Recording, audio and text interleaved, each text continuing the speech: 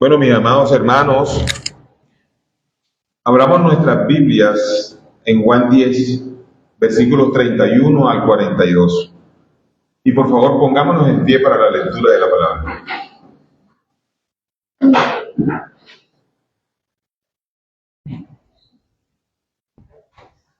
Juan 10, del 31 al 42. Entonces los judíos volvieron a tomar piedras para apedrearle. Jesús les respondió: muchas buenas obras os he mostrado de mi Padre. ¿Por cuál de ellas me apedreáis? Le respondieron los judíos diciendo: por buena obra no te apedreamos, sino por la blasfemia, porque tú siendo hombre te haces Dios. Jesús les respondió: ¿no está escrito en vuestra ley, yo dije, dioses sois?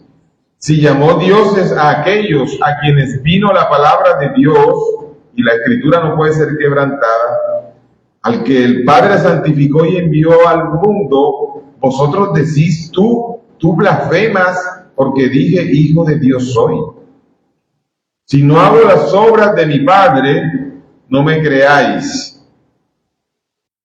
Mas si las hago, aunque no me creáis a mí, creed a las obras, para que conozcáis y creáis que el Padre está en mí y yo en el Padre.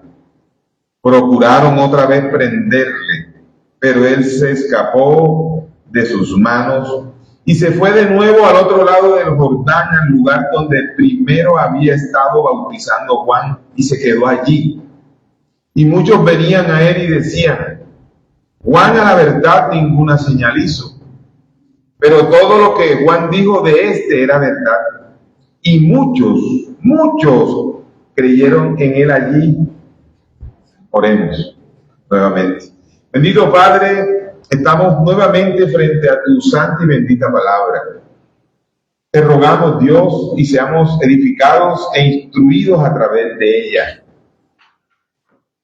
Que sea Cristo glorificado.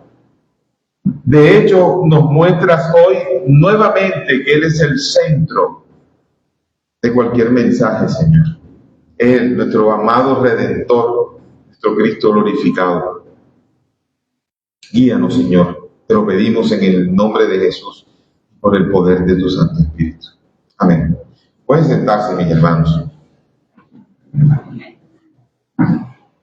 Mis hermanos, el texto de esta mañana es una continuación de la confrontación que tuvo lugar en el pórtico de Salomón. Espero que tengamos esto claro, lo vimos en el sermón pasado y estábamos en la llamada fiesta de la dedicación, ¿recuerdan? En donde los líderes judíos rodearon a nuestro Señor Jesucristo y lo querían intimidar para que diera una confesión de que Él era Dios o el Hijo de Dios. Para esto los rodearon. ¿Se acuerdan que en el sermón pasado vimos esto? Que se le acercaron unos judíos a decirle que le dijera realmente quién era, que sus almas estaban atormentadas. Y vimos que era una pregunta con una muy mala intención que le estaban haciendo a Jesús. No era una pregunta honesta, porque ya Jesús les había dicho en otras ocasiones quién era Él. Ahora, sabiamente Jesús no cayó en esa trampa, sino que expuso claramente el contraste que había entre los que escuchaban su voz y los que no la escuchaban. Recuerden que también venimos del contexto en donde explicamos cuáles eran las ovejas y quién era el buen pastor de las ovejas. La razón por la que estos hombres no creían era porque no estaban entre sus ovejas. A diferencia de estos hombres, Jesús dijo de sus verdaderas ovejas. ¿Qué dijo Jesús? Él dijo: mis ovejas oyen mi voz y yo las conozco y me siguen. Continuó mostrando Cristo la seguridad absoluta que tenían sus ovejas.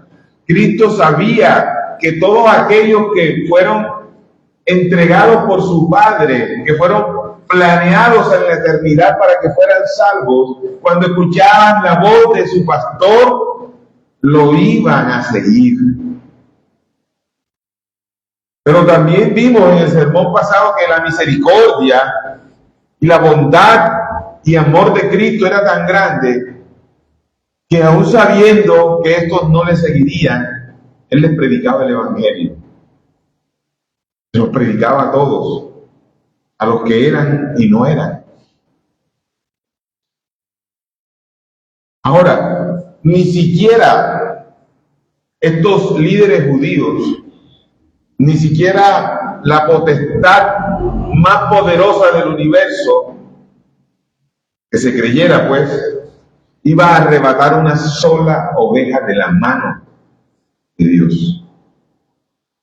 Si los judíos no se ofendieron en este punto, las siguientes palabras que salieron de la boca de Jesús sí que los iba a llevar a su límite. Que vamos a ver en el texto de hoy. Cuando Jesús dice en los versículos 29 y 30 del pasado, cuando él dice: mi Padre que me las dio es mayor que todos y nadie las puede arrebatar de la mano del Padre. Yo y el Padre somos uno. Como veremos, estas palabras no eran simplemente ofensivas para estas personas. Eran, según ellos, blasfemia. Y esto podía llevarlos a una respuesta violenta por la afirmación que Jesús estaba dando. Y esto que les acabo de decir es el contexto en el que se va a desarrollar hoy el sermón. El título de nuestro sermón es Ofendidos por el Hijo de Dios. Ofendidos por el Hijo de Dios. Y vamos a tener, mis hermanos, 5 puntos. Primero, el intento de ejecución del Hijo de Dios. El sagaz interrogatorio del Hijo de Dios. El gran error de los acusadores con respecto al Hijo de Dios. La exégesis de autoridad del Hijo de Dios. Y la asombrosa huida del Hijo de Dios. Entremos enseguida en nuestro primer punto. El intento de ejecución del Hijo de Dios. Nuestro texto comienza con un atentado a la vida de Jesús, mis hermanos, por parte de estos que se sintieron ofendidos por estos adversarios judíos. Y vemos por la Escritura que esta no es la primera vez que los judíos deseaban apedrear a Jesús.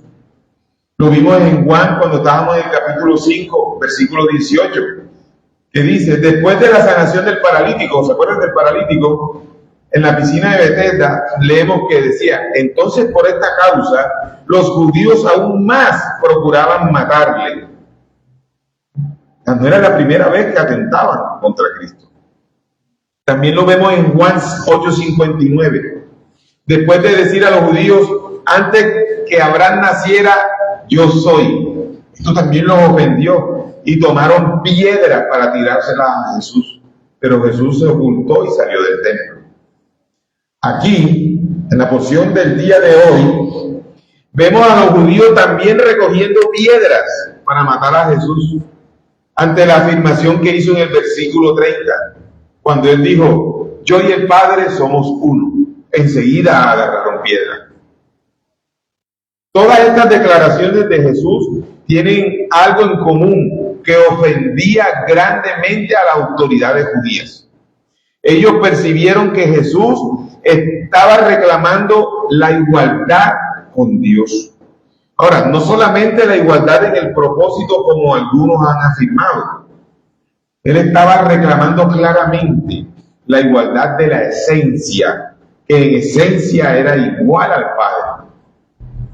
Él estaba afirmando ser el Dios encarnado. Y esto para la mente judía era inconcebible. Y era para ellos un claro caso de blasfemia y que merecía la muerte. Ahora, ¿de dónde sacaban esto los judíos? Porque ellos querían apedrearlo. Bueno, ellos tenían su fundamento en Levítico 24:16. Evidentemente un fundamento mal aplicado. ¿Qué dice Levítico 24:16?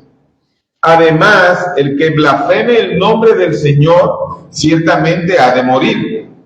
Toda la congregación ciertamente lo apedreará, tanto al forastero como al nativo, cuando blasfeme el nombre ha de morir. Pero ellos no contaban con que Cristo era Dios también. Él no estaba blasfemando nada ni a nadie. Ahora entremos a nuestra segunda consideración. Después de esto, nuestro amado Cristo hace un sagaz interrogatorio. Y vemos que, a diferencia del encuentro anterior de Jesús con las autoridades judías que buscaban apedrearlos, en Juan 8, Jesús no se escondió en esta ocasión ni huyó inmediatamente. Se quedó ahí. Más bien, Él les hace una pregunta sagaz para revelar la locura de lo que estaban haciendo. Jesús les dijo: miren, os he mostrado muchas obras buenas que son miren lo que dice, que son del Padre. Y viene Cristo y les pregunta: ¿por cuál de ellas me apedreáis? O sea, a mí me impresiona la inteligencia de nuestro amado Redentor. Ya Él les había dicho que el Padre y Él eran uno solo. Ahora les estaba diciendo que ¿por cuál de las buenas obras del Padre me vas a apedrear a mí? O sea, Él les estaba diciendo: ¿por cuál de las buenas obras que también yo hice me van a apedrear a mí? Cuando Jesús habla de muchas buenas obras, se está refiriendo a los increíbles milagros que ya nosotros hemos visto. Hemos visto algunos de ellos en el Evangelio de Juan, específicamente la sanación del que había estado paralizado durante más de 40 años y la sanación de aquel que había nacido ciego, que era una profecía que estaba en el libro de Isaías. Se trataba de milagros sin precedentes que no podía hacer más nadie sino ¿quién? El Mesías, el Salvador. Aunque Jesús hizo muchos otros milagros en un entorno más privado, estos se hicieron en público, estos que hemos hablado, y eran abiertos a cualquier tipo de escrutinio de las mismas autoridades judías. Sin embargo, a pesar de sus mayores intentos, no pudieron negar que Jesucristo había hecho verdaderos y grandes milagros en Israel como nadie. Solo Cristo hizo estos milagros. Ellos no podían negarlo. Era como decir nosotros tapar el sol con un dedo. No podían hacerlo. Miren, la forma en que Jesús le hizo esta pregunta a estos hombres, vemos, como les dije ya, sagacidad y astucia de nuestro amado Señor Cristo. Jesús no solo se refirió a las obras que había mostrado como sus propias obras, sino que inteligentemente también les dice las obras de mi Padre. En otras palabras, Dios mismo es el que está sanando al paralítico, es el que sanó al ciego, es el que más adelante resucitaría a Lázaro. Pero ¿por qué buscaban apedrearlo? Si todas estas cosas estaban en la Escritura, todas estas cosas anunciaban al Mesías y eran la confirmación del Mesías. Muchos habían entre ellos incluso reconocidos que Dios mismo tenía que al menos estar con alguien para realizar tales obras. O sea que nadie podía hacer lo que Cristo hacía si Dios no estaba con él. Tenía que ser un enviado de Dios. Ahora, la pregunta de Jesús los tomó desprevenidos y los hizo abstenerse en ese momento de lanzar piedras. Cuando él le preguntó: ¿por cuál de las obras de mi Padre me apedreáis? Realmente iban a matar a un hombre a quien el Señor había usado para realizar milagros que sus propias escrituras enseñaban.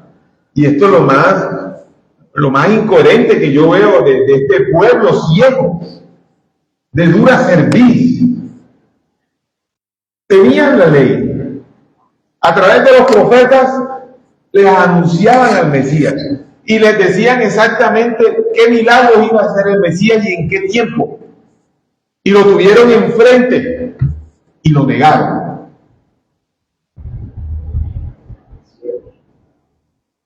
Lleguemos a nuestra tercera. Esto nos lleva a la tercera consideración: el gran error de los acusadores con respecto al Hijo de Dios.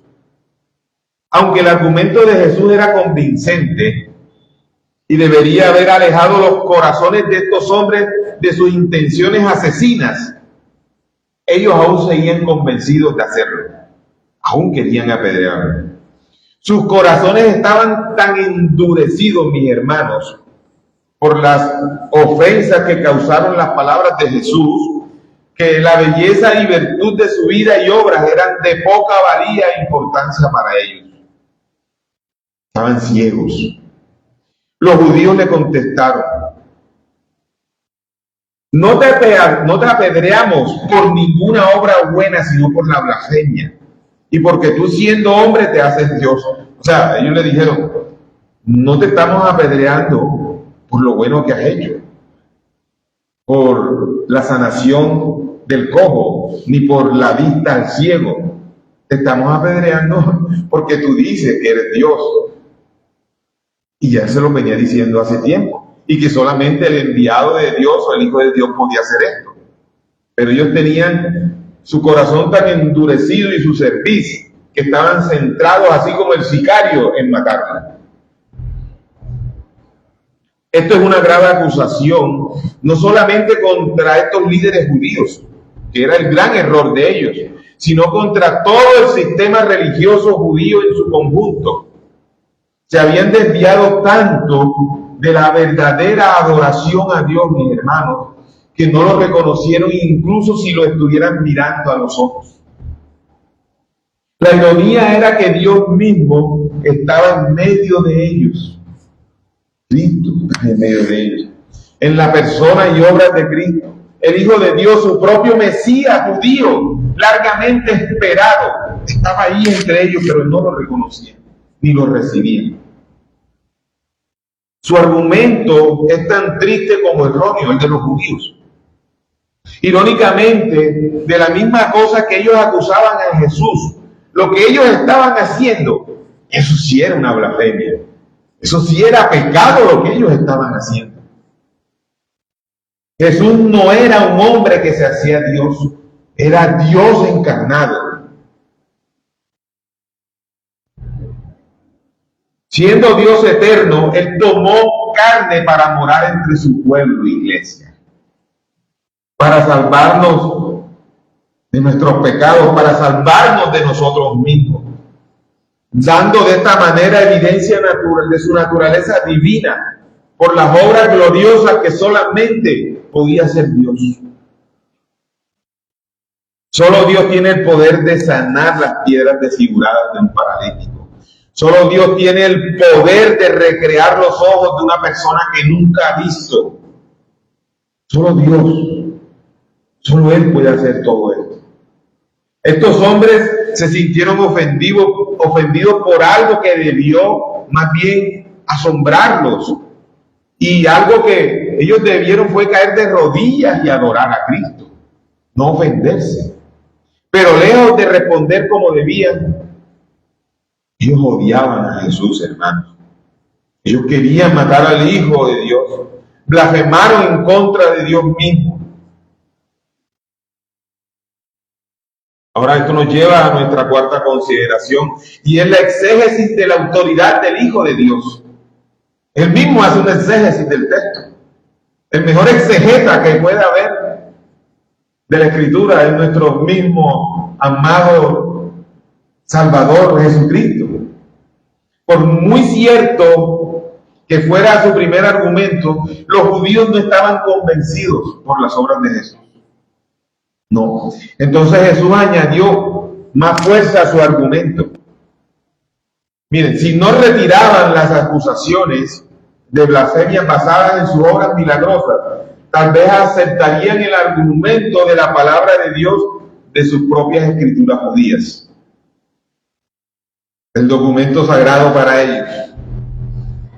Jesús les respondió: ¿no está escrito en vuestra ley? Yo dije, sois dioses. Si a aquellos a quienes vino la palabra de Dios los llamó dioses con D pequeña, y la escritura no se puede violar, a quien el Padre santificó y envió al mundo, vosotros decís blasfemas. O sea, si la escritura a algunos llamó dioses con D pequeña porque ejercían algún tipo de autoridad, ¿no les dijiste que blasfemaron? pero sí le estás diciendo blasfemo a quien Dios realmente envió para salvarte. Le dices que blasfemas porque dije yo soy el Hijo de Dios. O sea, Cristo les está haciendo un estudio profundo de las Escrituras, de ellos, y les está explicando, como cuando uno coge y le explica a un niño con figuritas. Así estaba haciendo Jesús con estos judíos, para que entendieran. Cuando Jesús dice vuestra ley, se refiere a la escritura del Antiguo Testamento, mi hermano. A veces la ley se refiere específicamente al Pentateuco, los primeros 5 libros de la Biblia, escritos por Moisés, distinguiéndolos así de los libros de los profetas y los salmos. Ahora, un ejemplo de esto lo vemos en Lucas 24:44, cuando Jesús se apareció y habló con los discípulos después de su resurrección. Y les dijo, esto es lo que yo os decía. Miren Jesús recordándole a sus discípulos. Esto es lo que yo os decía cuando todavía estaba con vosotros, que era necesario que se cumpliera todo lo que sobre mí está escrito, ¿dónde? En la ley de Moisés, en el libro que ellos adoraban, que ellos seguían. Y no solamente dice en la ley de Moisés, dice en la ley de Moisés, en los profetas y en los salmos. En otras ocasiones, siendo este un ejemplo, la ley se refiere a todo el Antiguo Testamento. En este versículo Jesús estaba haciendo referencia incluso al Salmo 82. ¿Sí se dan cuenta que no hay un mejor exegeta que Cristo? Cómo Cristo utilizaba la misma escritura para explicar quién era Él, siendo Él la palabra viva. En el Salmo 82, Asaf estaba escribiendo contra los injustos jueces terrenales que pervertían la justicia, que mostraban parcialidad a los malvados. Nada diferente a lo que vemos nosotros hoy día. En este salmo, estos jueces humanos se les llamaba como dioses con D pequeña, porque eran administradores de justicia. Yo dije, vosotros sois dioses. Cuando Cristo le está diciendo, se está refiriendo a esos jueces con D pequeña que administraban justicia. Y evidentemente estos jueces son corruptos, pecadores, y los mismos pecados que cualquier ser humano posee, y a ellos no los llamaban blasfemos. Cristo les estaba explicando esto. La palabra aquí utilizada para dioses con D pequeña es Elohim, lo mismo que se lo dije en el sermón pasado. Pero ahora nosotros sabemos que Elohim típicamente se refiere al Dios supremo, típicamente, pero a veces puede referirse a ángeles, que también lo vimos, o a grandes hombres como jueces y magistrados, que son los agentes del Dios supremo. Estos eran hombres mortales, a quienes vino la palabra de Dios, en otras palabras, hombres cuya autoridad y llamamiento provenían de Dios mismo, y cuyos juicios debían hacerse de acuerdo con el estándar establecido por la palabra de Dios. El argumento aquí de Jesús es claro y convincente, iglesia. Aquí Jesús señalando a ellos que en su propia escritura judía hay un ejemplo de estos hombres que son llamados dioses o agentes con D pequeña. Él da una base bíblica para que él se llame a sí mismo como Hijo de Dios. Ahí él les dio el argumento. Les desmenuzó el texto bíblico. Pero no, estaban endurecidos. Miren, al igual que estos hombres, Jesús era al menos un agente de Dios. Por lo menos si lo hubiesen considerado como un agente, como un juez, no blasfemaría, ¿cierto? Pero aún siendo él Dios, estaban diciendo que él blasfemaba. Ahí está el gran error de estos judíos. A diferencia de esos hombres, Jesús fue específicamente apartado por Dios. Y ya nosotros hablamos y sabemos que incluso Cristo, hablamos de la superioridad de Cristo ante los ángeles. A Cristo no se le puede comparar con nada, mi hermano. como a Dios no se le puede comparar con nada. Este tipo de argumento que hizo nuestro amado Redentor se le conoce como argumento de menor a mayor, o sea, un argumento progresivo, así como están reveladas las Escrituras de manera progresiva. Si es legítimo en ciertos casos que los humanos sean llamados dioses o hijos de Dios con D pequeña, y debe ser porque la palabra inerrante de Dios nos llama así.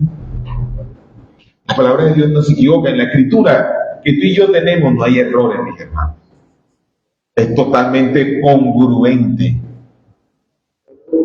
Ya sea que creyera o no en Él literalmente, en ese Dios encarnado que tenían al frente y que querían apedrear, el argumento que Jesús les estaba dando a través de la Escritura era suficiente para que se calmaran y pensaran en lo que estaban haciendo. Pero no, ellos estaban evidenciando una vez más que eran hijos de ¿quién? De Satanás.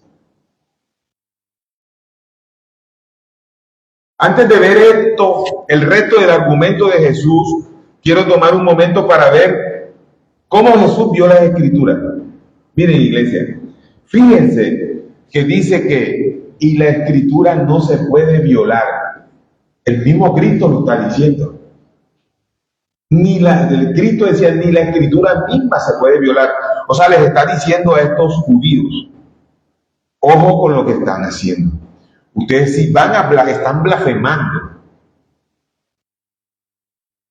Esta es una declaración entre paréntesis de Jesús, refiriéndose a una verdad absoluta que está ahí en las Escrituras. El peso del argumento de Jesús se basa en esta verdad de que la Escritura no se puede violar o ser quebrantada. ¿Qué quiere decir eso? Bueno, en primer lugar, no dijo escrituras en plural. Cristo dijo, esta Escritura no se puede violar. Él no dijo escritura, sino en singular. Esto significa que mientras que cada libro, escuchen, cada libro individual que forma parte de la Escritura, de la palabra de Dios, debemos ver la Escritura como un todo orgánico, inerrante en cada detalle. O sea, no hay equivocación en la Escritura. Y cuando hablamos de la Escritura, hablamos de Antiguo y Nuevo Testamento. Es la voluntad revelada plenariamente de Dios para nosotros. Ni un solo detalle, ni siquiera la más pequeña jota o tilde puede ser ignorada en la Escritura o creer que contradice cualquier parte de la Escritura. Jesús reconoció la absoluta inerrancia e inspiración de la Escritura. Por eso es que nosotros también estudiamos la inerrancia de la Escritura. Aunque habló específicamente aquí con respecto al Antiguo Testamento, lo mismo es cierto para toda la Biblia en su conjunto. Toda la Biblia es inerrante, mis hermanos. No hay un solo error ni una sola contradicción. Y si tú llegas a creer que hay un error, es producto de tu pecado, porque ahí no hay ningún error en las Escrituras. Si esta es la forma en que nuestro Señor ve la Escritura, imagínense el estándar que Cristo nos ha puesto.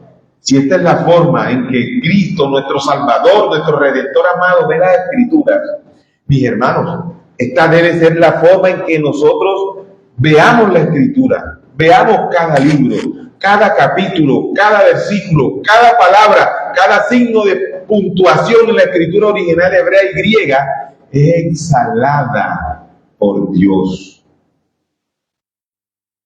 Es inspirada por Dios. No podemos tomar las partes que nos gusten de la Biblia e ignorar las partes que nos ofenden. Por eso no podemos estudiar los textos de manera aislada, sino en su conjunto. No podemos sacar una parte de la Escritura de su contexto y usarla como nosotros querramos para nuestra conveniencia, como muchos lo hacen hoy día, iglesia, que detienen con injusticia la verdad de Dios de esta manera. Jesús fue capaz de defenderse basado en una sola palabra del Salmo 82, porque esa palabra fue puesta allí por Dios mismo. como una parte vital de su palabra inquebrantable e inmutable. Irónicamente, incluso los jueces más grandes de la tierra, conocidos como dioses con D pequeña, en este salmo, no tienen derecho a meterse a cambiar ni una jota ni una tilde de la palabra de Dios. Si es así como el Hijo de Dios ve la Biblia, iglesia, entonces mantengamos nosotros en alto la palabra de Dios. Honremos el reconocimiento de su naturaleza y autoridad inquebrantable. Es por eso que nosotros debemos practicar siempre la exégesis, es decir, debemos dejar que cada palabra de la Escritura dice lo que ella dice, no lo que nosotros querramos que diga. Porque nos convertiremos en unos blasfemos igualitas a estos judíos, cuando le damos un sentido diferente al que Dios le dio a su palabra. Nosotros no podemos darle sentido a las Escrituras, nuestro sentido. Nosotros extraemos el significado que Dios mismo ha puesto allí, en esa palabra. Las palabras no cambian con el tiempo o con la cultura, mis hermanos. No hay una Biblia para cada cultura, es una sola. La Escritura no está sujeta a las opiniones y pensamientos de los hombres, sino que todos los hombres estamos sujetos a la verdad absoluta de la Escritura. Después de dar un argumento bíblico tan convincente de por qué Jesús podía referirse legítimamente a sí mismo como Hijo de Dios, Él regresó entonces a sus obras. Y miren lo que dice Jesús en el versículo 37 y 38. Si no hago las obras de mi Padre, no me creáis. Pero si las hago, aunque a mí no me creáis, creed las obras para que sepáis y entendáis que el Padre está en mí y yo en el Padre. El argumento de Jesús aquí también es directo.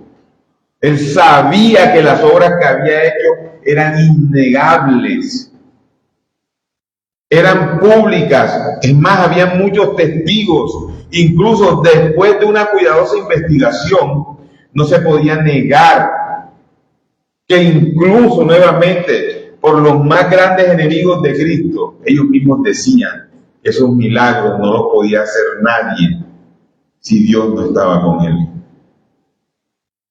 Y más porque estaba anunciado en el Antiguo Testamento que solo el Mesías haría estos milagros. Básicamente Jesús estaba diciendo: ustedes saben que las obras que realicé eran obras que solo Dios mismo podía hacer. Eso era lo que Jesús estaba diciéndole. Olvídate de mí por un segundo y piensa. ¿Crees que estas obras son de Dios? Y luego date cuenta de que la única manera en que podría realizar estas obras es si el Padre está en mí y yo en el Padre.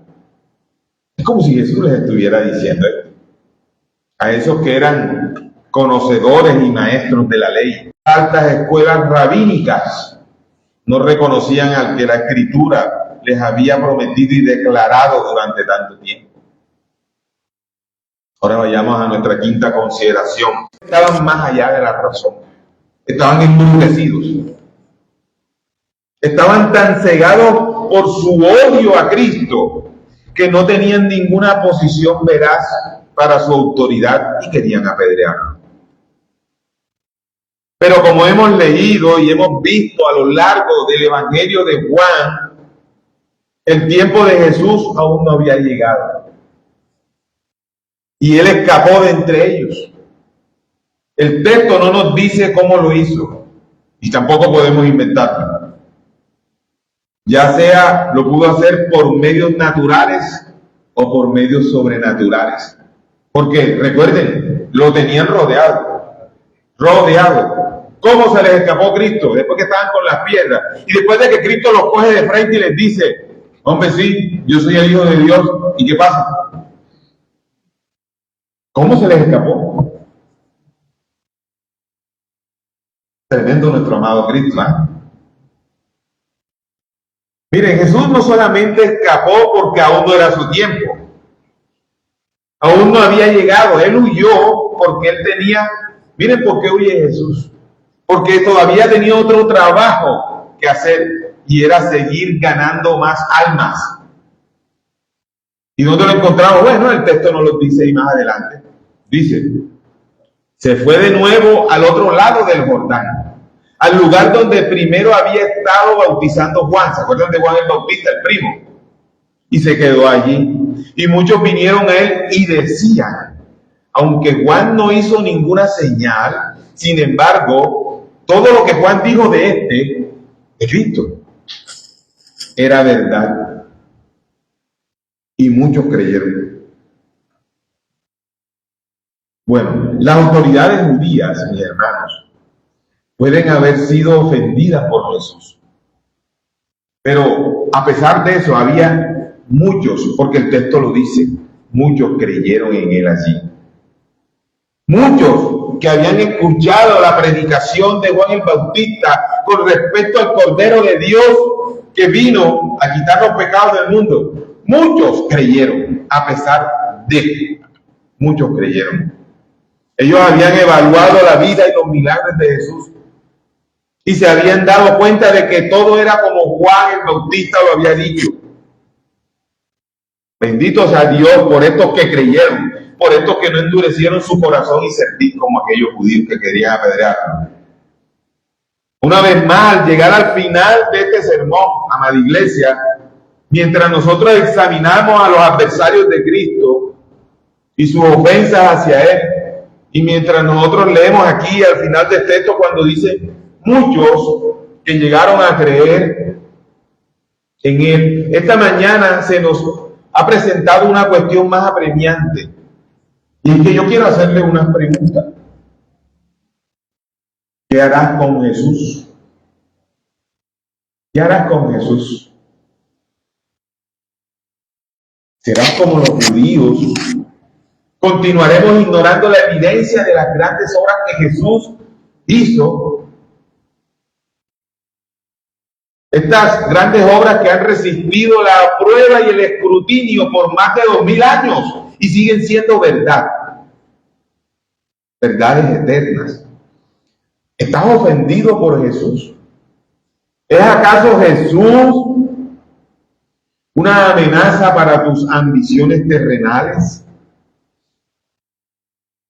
Ignora los argumentos de Cristo como estos hombres malvados que lo hicieron hace tanto tiempo para la destrucción de sus propias almas.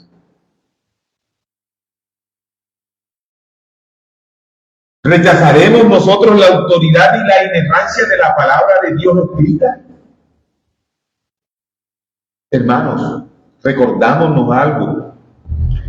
Puede parecer que también la autonomía para juzgar la palabra de Dios y rechazarla es también rechazar a Cristo mismo.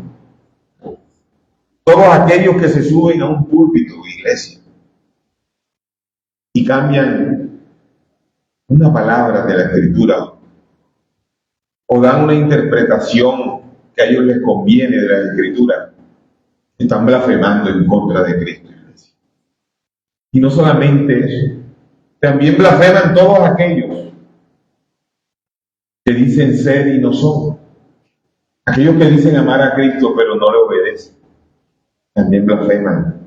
Y Cristo los llama como mentirosos. Así que es necesario que haya una advertencia. Porque, ¿saben qué, amada iglesia? O para todo el que nos ve y nos escucha, llegará el día en que quedará muy claro que ningún ser humano ha tenido o tiene derecho de juzgar la palabra de Dios y mucho menos de rechazar a Cristo. Nadie tiene derecho a hacer eso. Ninguno de nosotros tiene derecho a hacerlo. Muchos lo hacen cuando endurecen su corazón, otros lo hacen a través de su desobediencia. Pero ninguno de nosotros tenemos derecho de hacer eso. Más bien Él que es la palabra viviente de Dios, Él estará en ese juicio sobre nosotros. Y nosotros debemos darle cuentas a Él en ese día. Siempre, iglesia, habrá hombres malvados. Siempre habrá mujeres malvadas.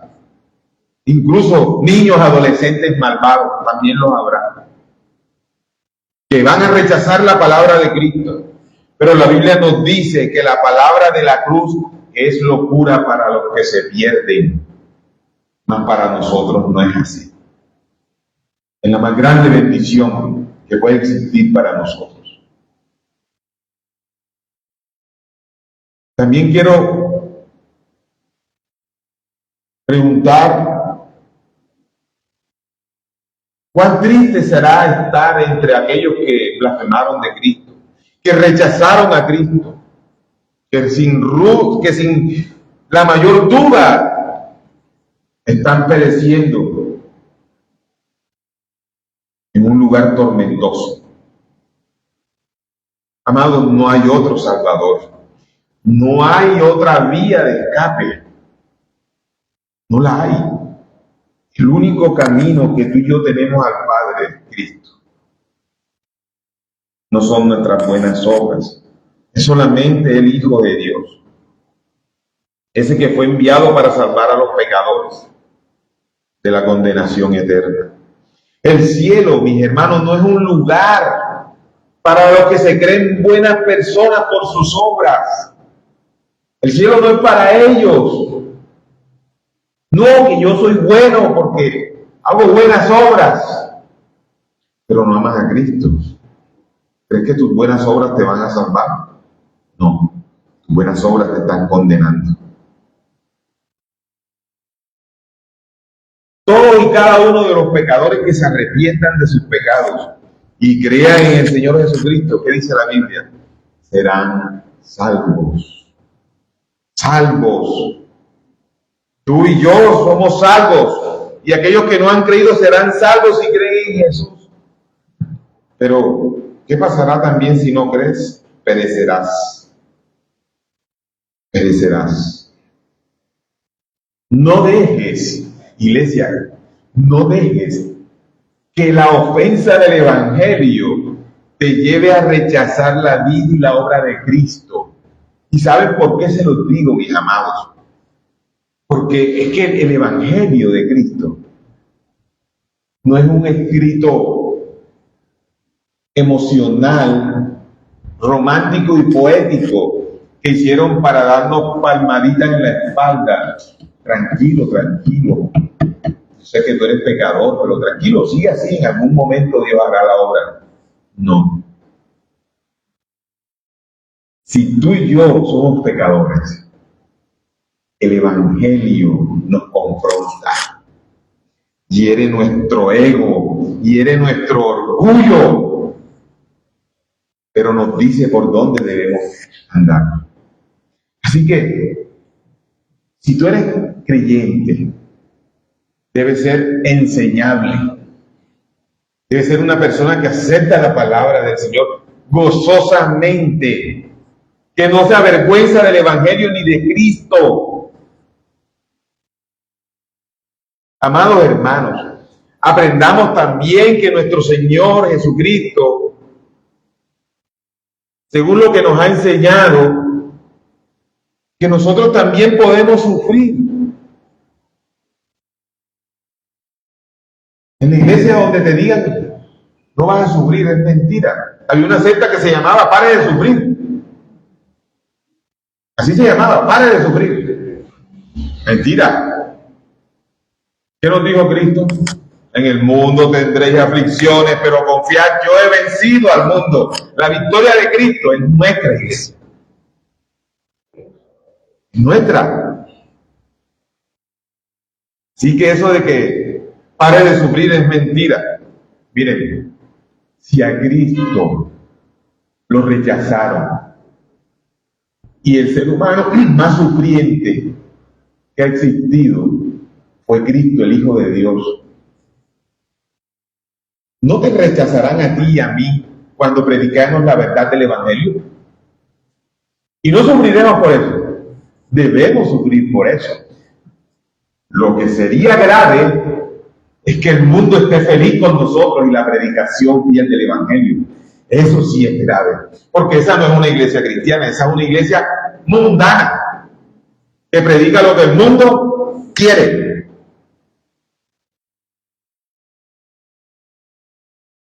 No puede ser así entre nosotros, hermana iglesia. Los judíos no rechazaron el mensaje de Cristo porque sus argumentos eran frágiles o falsos o débiles, eran fortísimos. Aunque Jesús habló con gran claridad y lógica convincente, fue odiado debido a la verdad. Él es la luz del mundo. Y aquellos que aman las tinieblas más que la luz, lo odian sin causa, porque no tienen causa para odiar. No debería sorprendernos entonces, iglesia, si nos odian sin causa. Debemos más bien tener cuidado de caminar como Jesús caminó, hablar como Jesús habló, pero debemos entender que al hacerlo seremos odiados como Jesús fue odiado, como Jesús fue despreciado, también nosotros lo seremos. Así que, mi amado, no esperes recibir sonrisas cuando le predicas el evangelio a alguien. No esperes eso. Sé fuerte, porque el verdadero fuerte está con nosotros, que es Cristo. No que me desanimo porque predico. Sigue predicando. Si fuera así, si habláramos de desánimo, yo no estaría aquí en este púlpito. Así que no se desanimen, sigamos adelante, predicando el evangelio. Miren, aunque nosotros no podamos sufrir en el mismo grado que sufrió Cristo, porque ninguno de nosotros va a sufrir como Él sufrió. Solo Cristo sufrió de esa manera. Nos es concedido a causa de Cristo, no solamente que creyamos en Él, sino que también padezcamos por Él. La Biblia nos pide eso. Así que, mis hermanos, ahora que lleguen a la casa, tomen una balanza y evalúen. Hoy la palabra de Dios nos dijo que también vamos a padecer a causa del evangelio. ¿Estás dispuesto a aceptarlo? ¿Estás dispuesto a aceptar padecer por la palabra del evangelio, por Cristo? Si estás dispuesto, te animo a que sigas adelante. Y si no estás dispuesto, mi hermano, sigue orando, porque el lugar tuyo puede ser al lado de esos judíos.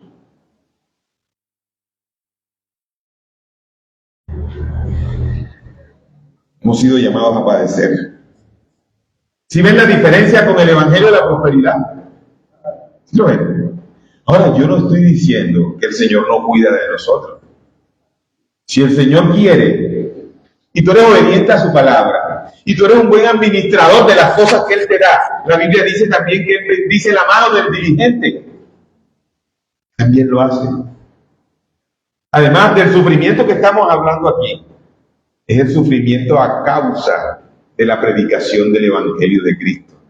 No estamos hablando del sufrimiento que es la consecuencia de tus actos equivocados terrenalmente. Así que los invito, amados, mantengamos nuestros ojos en Cristo, amados hermanos. Hagamos lo que es correcto delante de Dios y delante de los hombres. Amados, suframos fielmente como Cristo sufrió, sabiendo que los enemigos de la iglesia son primero los enemigos de Cristo. Y también la Escritura dice que nada prevalecerá en contra de la iglesia de Cristo. Es una promesa. Miren, nuestra victoria está garantizada. Si nosotros no creemos en la victoria que ya está garantizada, porque lo dice la Escritura, que las puertas del Hades no prevalecerán en contra de la iglesia de Cristo, estamos siendo peores que esos judíos que tenían a Cristo enfrente y no lo reconocían. Estamos haciendo lo mismo. La victoria ya es nuestra porque la ganó Cristo. Así que nosotros debemos caminar congruentemente, sabiendo que somos más que vencedores. En eso que somos más que vencedores, no en que tengamos el bolsillo lleno de billetes. Somos más que vencedores por lo que Cristo hizo por ti y por mí en la cruz del Calvario.